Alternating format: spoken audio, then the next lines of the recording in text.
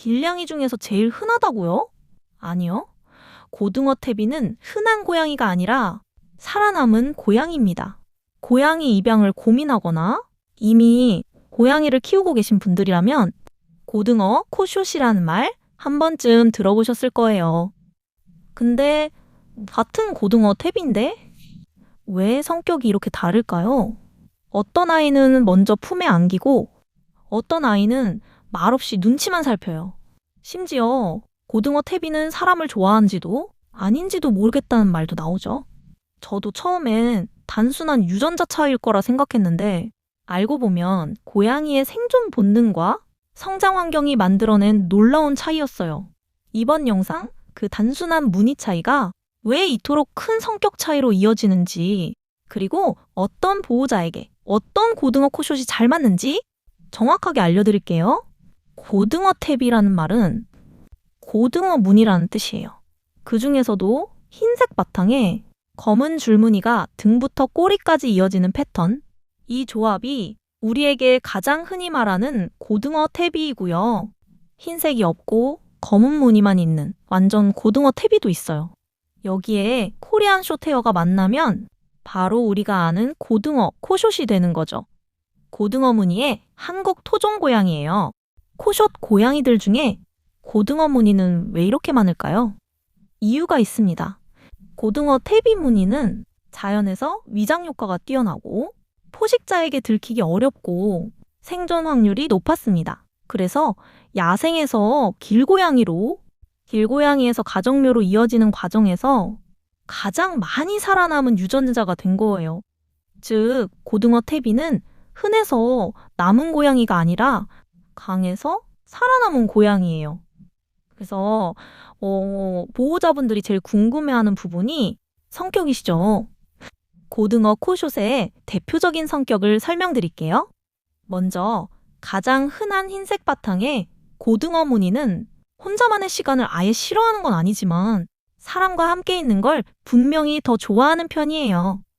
집에 사람이 있으면 굳이 다른 방으로 가지 않고 같은 공간에 머무르려고 하고 눈이 마주치면 먼저 다가와서 몸을 비비거나 옆에 착 붙어 앉기도 해요. 애교도 꽤 솔직한 편이라 기분이 좋을 땐 꼬리를 세우고 다가오거나 가볍게 머리를 들이밀면서 나 여기 있어 하고 존재감을 드러내죠. 안기는 걸 완전히 거부하지도 않아요. 자기가 편하다고 느끼는 순간엔 자연스럽게 품 안으로 파고들고 잠깐이라도 스킨십을 즐기는 모습을 자주 보여요. 그리고 원하는 게 있을 때는 절대 가만히 있지 않아요. 배가 고프면 조용히 쳐다보다가 반응이 없으면 한번 울고 그래도 안 되면 앞을 가로막듯이 서서 시선을 끝까지 놓지 않아요. 즉, 이 아이들은 사람을 좋아하고 감정을 숨기지 않고 요구도 행동으로 분명하게 표현하는 타입이라고 보시면 돼요. 그럼 완전 고등어 태비는 어떨까요? 이 고양이는 사람을 싫어해서 혼자 있는 게 아니라 혼자 있는 시간도 스스로 잘 즐길 줄 아는 타입이에요. 집에 사람이 있어도 늘 옆에 붙어 있으려 하진 않고 자기가 편하다고 느끼는 자리에서 조용히 시간을 보내는 경우가 많아요. 자기 영역에 대한 인식이 분명해서 자주 머무는 장소, 쉬는 자리, 잠자는 공간이 꽤 명확하게 정해져 있어요. 그 공간에서는 방해받는 걸 좋아하지 않고 자기만의 리듬을 지키려는 성향이 강해요. 애교가 없는 건 아닌데 아무 때나 나오는 게 아니라 본인이 허락한 순간에만 드러나요. 갑자기 다가와서 살짝 몸을 붙이거나 손에 얼굴을 한번 부비고는 아무 일 없다는 듯 돌아서는 행동이 애정 표현이에요.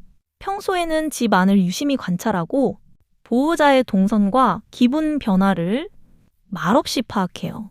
그래서 분위기가 달라지면 먼저 조용히 거리를 조절하거나 괜히 더 자극하지 않으려는 모습을 보이기도 해요. 즉, 이 유형의 고양이는 늘 붙어 있지는 않지만 항상 곁에 있다는 느낌을 주는 아이예요. 적당한 거리를 유지하면서도 보호자를 의식하고 필요할 때만 조용히 다가오는 아주 코숏다운 애정을 가진 타입이라고 보시면 돼요. 같은 고등어인데 왜 이런 차이가 보일까요? 이거는 유전자보다 자라온 환경 차이가 커요. 흰색 바탕에 고등어 무늬가 애교 많아 보이는 이유는 어릴 때 구조와 입양되는 경우가 더 많아요. 그래서 사람의 손을 더 일찍, 더 자주 타기 때문에 사회화가 빠르게 형성돼서 그래요. 반면 완전 고등어가 차분한 이유는 길 생활의 비율이 상대적으로 높았던 개체가 많아요. 그래서 신중함과 관찰형 성향이 강화됐기 때문이에요. 그럼 고등어 코숏의 평균 수명은 어떻게 될까요?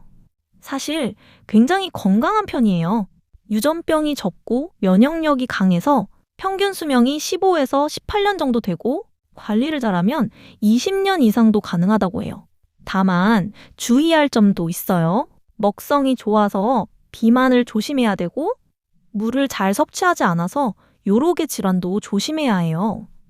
그래서 사냥놀이와 습식 위주의 식단으로 물 섭취를 많이 해주면 건강 수명은 확 올라갑니다.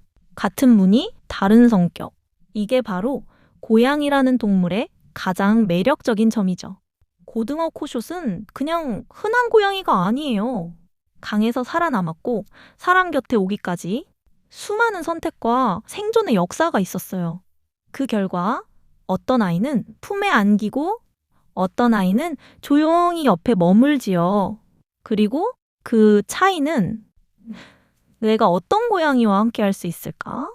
다시 생각해보게 만듭니다. 당신은 어떤 고등어 고양이와 닮아 있나요?